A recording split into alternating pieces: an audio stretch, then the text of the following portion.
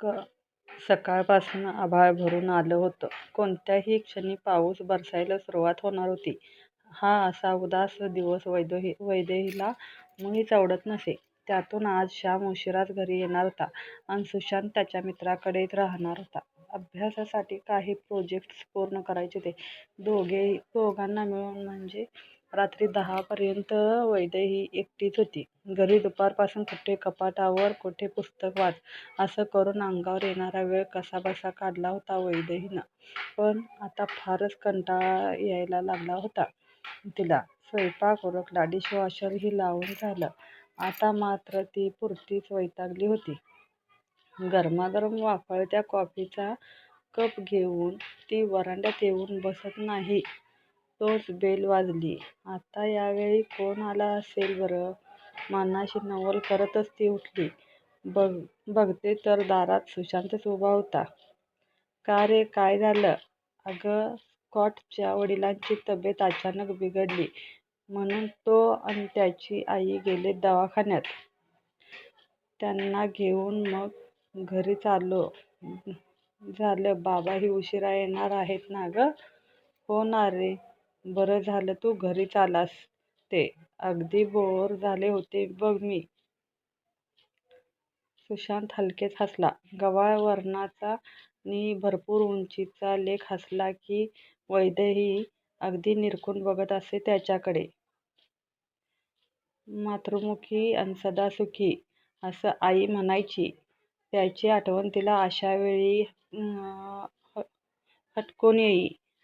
Mamma भजी कर ना ग मस्तपैकी, बाबांना खूप आवडतात. अन बघ कशी अगदी भज्यांचीच हवा आहे.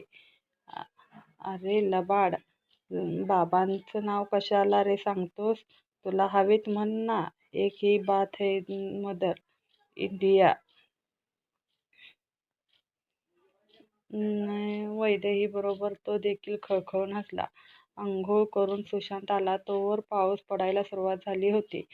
वैदेहीनं आधी श्यामची आवडती चटणी मिक्सरमधून काढली. भाज्याचं पीठ भिजवणार तोच बेलाचा कर्कश आवाज पुन्हा घुमला. बघ रे राजा जरा, आज तुझे बाबाही लवकर आलेले दिसतात. वैदेहीचं वाक्य पूर्ण व्हायच्या आधीच सुशांतनं दार उघडलंही होतं. पण दारात श्याम नव्हताच. एक गौरवर्णी मध्यम वयाचा माणूस उभा होता. डोळ्याला सोनेरी कड्यांचा चष्मा, फ्रेंच कट, दाढी नि किंचितसे घारे डोळे.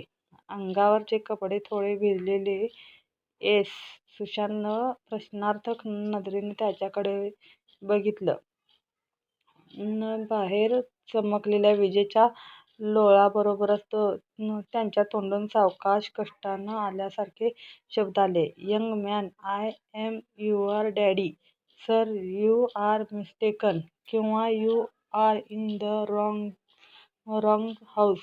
असं काहीतरी बोलायच्या विचारात असलेला सुशांत एकदम गप्प झाला. बाहेर आलेल्या वैदेहीचा चेहरा पांढरा फटक पडला. एखाद्या दगडी पुतळ्यासारखी ती स्तब्ध उभी होती. कुठल्याही क्षणी खाली कोसळेल अशी. आई. गोंधळलेला सुशांत आळीपाळीने एकदा वैदेहीकडे नि एकदा त्या अपरिचित व्यक्तीकडे बघत होता. कोण आहे हा माणूस? खुशाल आपला बाप आहे म्हणून सांगतोय, अन आई त्याला घरातून हाकलून लावायच्या ऐवजी इतकी सैरभैर का झालीय? त्याला काहीच कळत नव्हतं.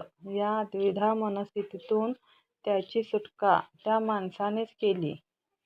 I am sorry, me phone करायला हवा होता आधी, कल्पना द्यायला हवी होती. वैदेहीला फारच धक्का बसलेला दिसतोय माझ्या येण्याचा. निघतो मी. डोक्यावरची हॅट तिरकी बसवत तो भर पावसात भिजतच निघून गेला. त्याच्या मागे धाडकन दार लावून घेत सुशांत वळला. वैदेहीला आधार देऊन त्यानं खुर्चीत बसवलं. मम्मा, काय प्रकरण आहे हे सारं? तू ओळखतेस का त्या माणसाला? 17-18 वर्षाच्या अजून तारुण्य अन बालपण या दोन्हीच्या उंबरठ्यावर घुटमळत असलेल्या मुलाच्या स्वरातील धार वैदेहीला असह्य झाली.